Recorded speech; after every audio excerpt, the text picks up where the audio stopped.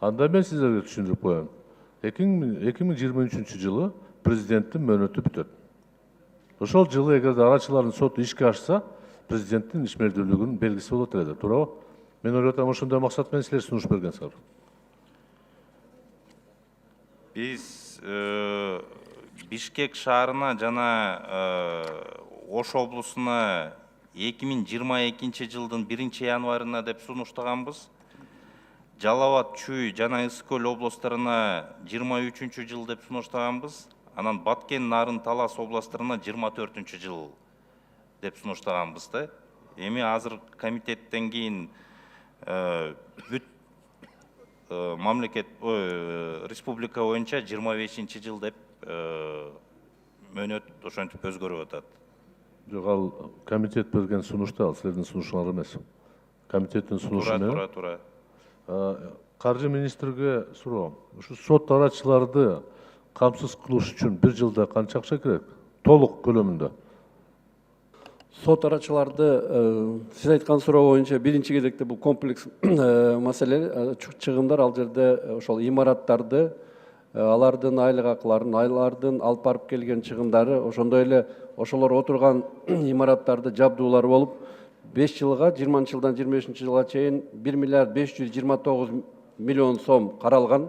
Эсептөө, алдын ала эсептөөлөр боюнча. Мен башкача суроо бердим. Ошол имаратты курдуңар, шарт түздүңөр. 1 жылга ушу сот арачыларды кармаш үчүн канча каражат кетет?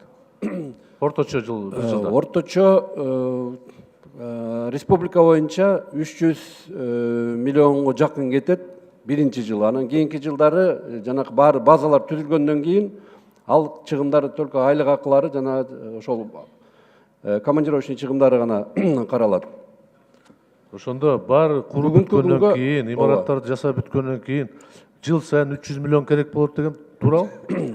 Ошонун тегерегинде да бардык чыгымдары менен. Себеби бүгүнкү күнгө чейин буларга дагы мына 19-жылга 139 миллион сом каралган болчу, жанакы эки. Токтоп туруңуз, мен сураган жокмун канча. Бүгүнкү күндө курулуп атат, ал ачык кыйын. Уважаемый председатель Верховного суда, сизге сураганда, сиздин эсебиңиз боюнча 1 жылда сот арачыларга канча керек болот экен? Иштетиш үчүн. Сый акысына биз 4-төн 3 бөлүгү деп атабыз, 17 000 сом, 17 200 сомдой. Суточный 300 сом, анан жатаканасына 2,5 миң сом деп атабыз. Бирок биз эми канча иштер каралат билбей атабыз. Анан ошон үчүн биз өзүбүздүн эсебибиз менен 16 миллион деп 20-жылга киргизип атканбыз. Жок, эми 20-жылда сот арачылары иштебейт да. Жок, ошон үчүн биз жылдырууну түшүнбөй сурап калдыңыз. атабыз. Баары түзүлгөндөн кийин сот арачылары 1 жылда канча каражат керек болот? Толук иштеген үчүн. Сиз эсептегенсиңерби? Кыргызстанда 45 район бар. Мынча сот бар, мынча сот арачы керек.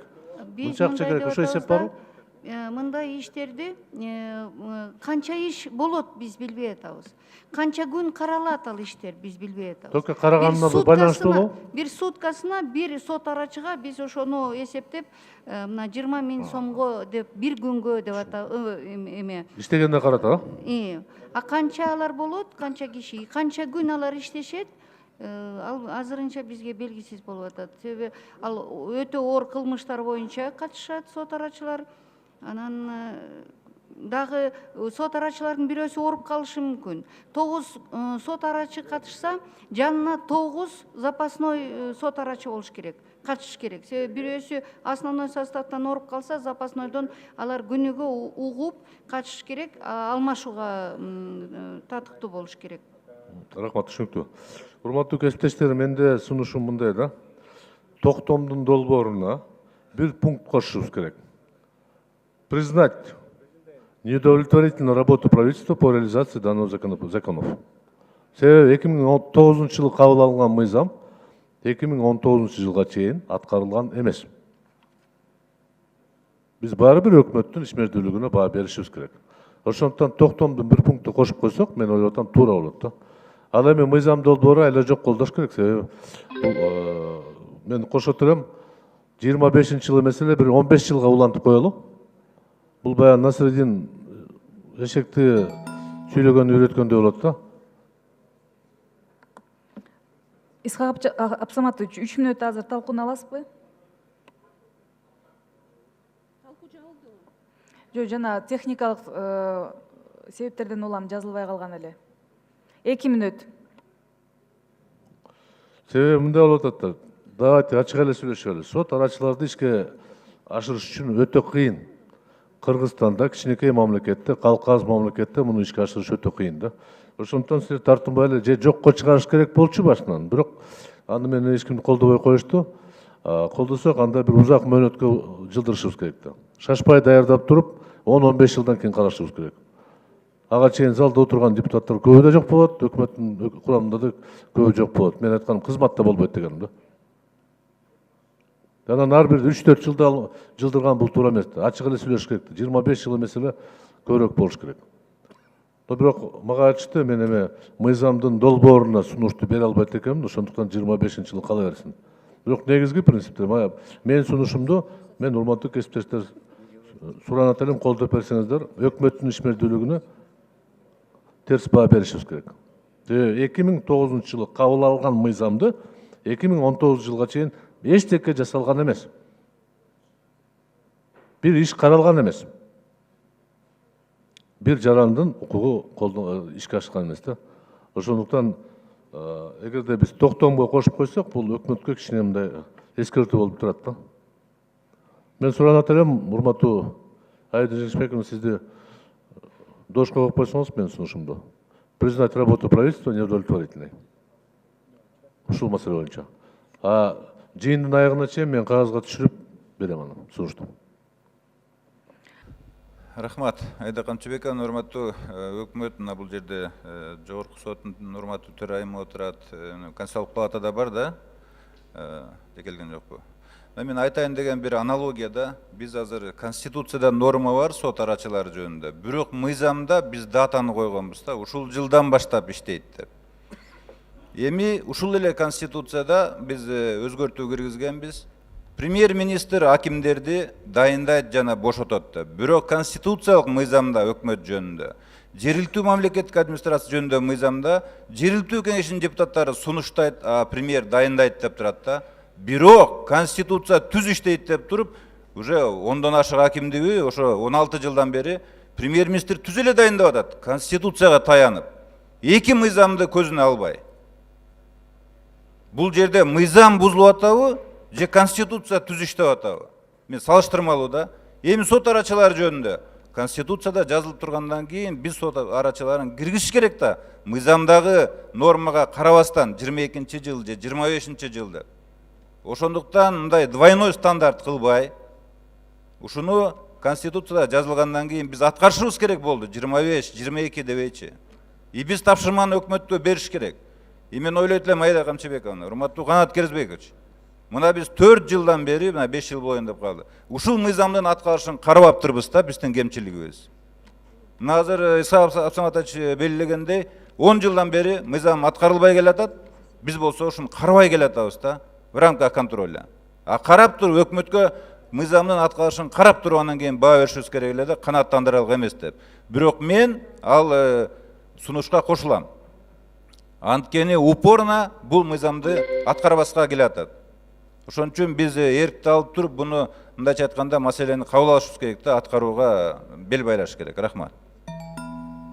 Биринчи микрофон процедуралык маселе, андан кийин экинчи микрофон, анан төртүнчү микрофон. Урматтуу кесиптештер, процедуралык маселе менен чыгыңыздар. Айда Камчыбековна, биринчиден мына 10 жылдан бери өкмөт бул мыйзамды ишке ашырбаганы үчүн претензия коюп атабыз туурабы? Мына мен дагы биздин парламентке дагы айтып кетким келет да. Айда Камчыбековна, мамлекеттин түзүлүшү үчүн мо сот арачылар, мо сот реформасы эң чоң нерсе да. Мына бюджетти караганда биз 2 күн карайбыз. Бул маселени биз адан да кем карабашыбыз керек. Бул конституция, конституциянын аткарылышы, мамлекеттин түзүлүшү, бул эң чоң маселеде. Мына азыр 15-20 мүнөткө кечип келсем, чек коюп койдурсуңар. 8 киши, ушу 8 киши менен эле талкуу болобу, ушу мамлекеттин тагдыры чечилет бул. сот системасының реформасы менен эгер болбосо аягындачы маселелер суроолорубуз көп эле да Айда Камчыбек, кандай кылабыз эми? Шекти мен койгон жокмун, сунуш менен палата колдоду. Урматтуу Ументалы Кыдыралиевич. Эми кандай кылабыз анда? Узартайлы дагы. Суроолор көп экен да. Исак Абсаматович чыкты, мына мен чыгып атам. Экинчи микрофон процедуралык маселе. Рахмат Айда Камчыбековна. Биринчиден бул мыйзам долбоордо ката бир бар эле. Үчүнчү беренеде бул мыйзам массалык маалымат каражаттарда жарыя кылынсын деп ушундай норма болуш керек да. Себеби Конституцияга жарашпайт. Ар бир кандай мыйзам болбосун, ал жарыя болуш керек. Бул жерде комитет ошону караган жок. Бул бир. Экинчи, менин оюмда ушул боюнча. Эми мен мындай түшүндүм да, бизге сот арачылар негизи керек. Бирок мен мындай түшүндүм. Азыр 25-жылга чейин ушундай отсрочка кылып атышат. 1 сентябрдан баштап 20-жылда Жогорку Кеңеш уже Конституцияга өзгөртүүлөрдү киргизсе болот. Анан мүмкүн келечекте парламент даже ошол сот арачыларды жок кылыш мүмкүн да. Менин түшүнүгүм ушундай болот атат да. Себеби 9 жыл ичинде өкмөт эчтеке кылган жок. Бул норманы аткарганга.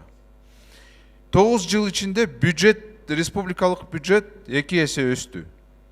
Эми кичине ошол боюнча норма боюнча ойлонсо болот эле да, туурабы? Эми давайте анда Конституцияны отсрочка кылайлы, башка нормаларды дагы отсрочка кылайлы. Менимче бул Конституцияны сыйлабастык болот атат. Эми биз ар бир ушундай конституционный нормага ушундай мамилени кылсак, анда бизде эч качан укуктуу мамлекет болбойт. Эч качан мыйзамдар, башка мыйзамдар иштебейт. Рахмат. 4-чү микрофон процедуралык маселе. Өнүгүү прогресс депутат Жамалдинов. Чындыгында бул сот арачылар биздин мамлекетке, биздин сот системасына керек болуп, ушул маселе көтөрүлүп, кабыл алынган да. Анан эми жылдан жылга эле биз жылдырып эле келе атабыз да, бизге ошол бүгүнкү күндө ушул сот арачыларга бизге шартыбыз жок деген бул менимче туура эмес. Ошондуктан буга бир чекит коюшубуз керек да эми. 25-жылга чейин азыр жылдырып атабыз. Кийин 25 жылдан кийин иштейби бул, иштебейби? Эгерде бизге керек болуп аткан болсо, ошо 9 жыл мурда керек болгон. А биз жылдан жылга эле буну жылдырып берип атабыз да. Анан Гүлбар Утеровна, сизден бир сураныш кетишимче, мурдагы жазы кодекс боюнча 30 жыл алган бүгүнкү күндө кесилген жарандар бар да. Ошолор айтып атат да, жана гуманизация, жаңы гуманизация болуп, жаңы кодекстер кабыл алынбадыбы? Ошолор боюнча кыскартылабы, кыскартылбайбы ушул мөөнөттөр?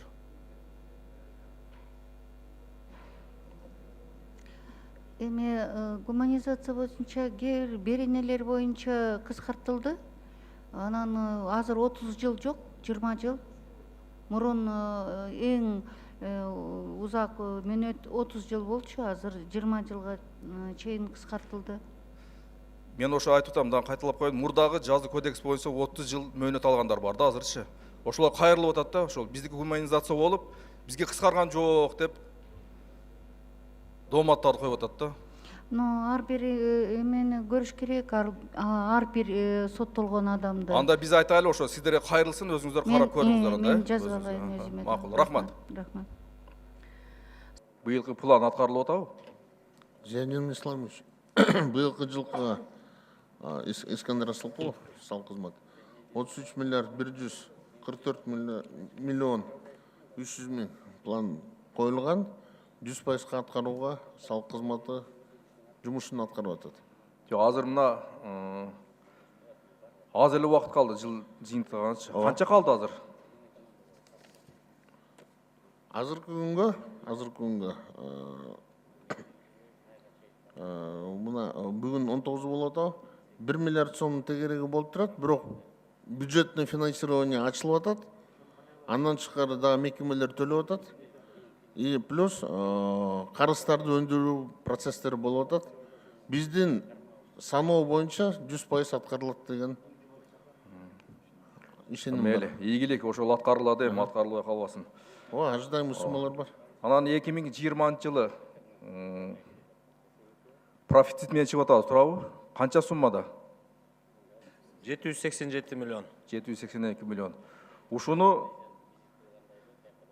2020 жылдын пенсияны көтөргөнгө жумшалат да 1 октябрдан, туурабы? Ушул акча каражат бардыгы. Ооба, бул бирок 2020 жылга 829 миллион сом каралды. 829 миллион каралып атат, да? Ооба. Анан сиз айтсаңыз, бүгүнкү күндө эң аз пенсиянын көлөмү.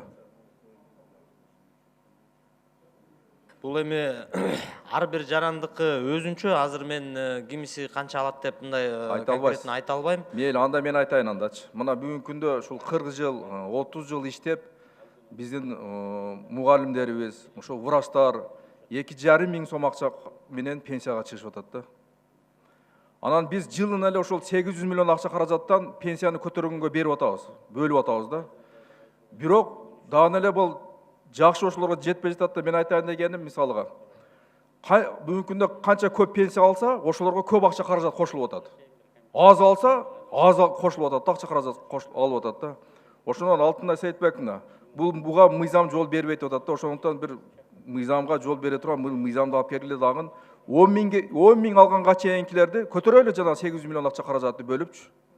Жок дегенде жашоо тиричилик минимуму бүгүнкү күндө 4839 сом экен. Жок дегенде ошого теңеп койбойлубу? Ошонун үстүнө иш алып барсаңыздар жакшы болот эле ошол. Ушунун үстүнө мыйзам иштеп чыккыла дагы мына октябрга чейин көтөрүлгөнгөчө ушундай кылайлы. 10 миңден жогорусу кала берсин, 10 миңге чейин пенсиялар көтөрөйлү, теңдеп коелу. Зиян Исламович, биринчиден жанагы мугалимдер боюнча мен айтып кетсем, мугалимдердин орточо пенсиясы бүгүнкү күндө мен сизге кат жүзүндө регион боюнча да берем, 6917 сом. Жаңы чыкканда орточо пенсиясы, муну да кат жүзүндө сизге регион боюнча берейин, 3682 сом. Бул жаңы чыккандардыкы баягы стажына жараша болуп эсептелинет, ошол себептен. Врачтардын, то есть эмгек пенсиясы орточосу 7867 сом, а жаңы чыкканда 4,5 миң сомго чыгат. Ошол эми мен жыл сайын ошондой болуп кошулуп келатат. Анан жана сиз айтып аткандай 10 миң сомго чейинки пенсионерлерге кошпой кийинкилерге анда ар бир кишинин конституциялык укугун алар да ошончолук соц фондго төлөнүп атат, ошончолук эмгек стажы эсептелинген, ошого жараша ар бир киши өзүнүн төлөгөнүнө жараша чыгыш керек деген. Анда кечирип коебуз эми. Аны силер пенсияга чегерип атканыңарда ошону иштегенин кылсаңар болот. Аз бул кошумча акча болуп атпайбы, көтөрүлүп атпайбы пенсиячы? Ошондуктан Алтынай Сейитбековна, өзүңүз көзөмөлгө алыңыз дагы ушул мыйзам. 10 секунд. Мен дагы айтып коеюн. Жанагы 10 миңге чейин алган пенсионерлер теңеп коелу. Жашоо тиричилик минимумга жетсин, жок дегендечи. Анан эми 10 миңден жогору алган, бүгүнкү күндө 25 миң алган 1000 сом, 2 миң сом кошулуп атат. 6 миң алган, 7 миң алганга 300 сом кошуп атабыз. Бул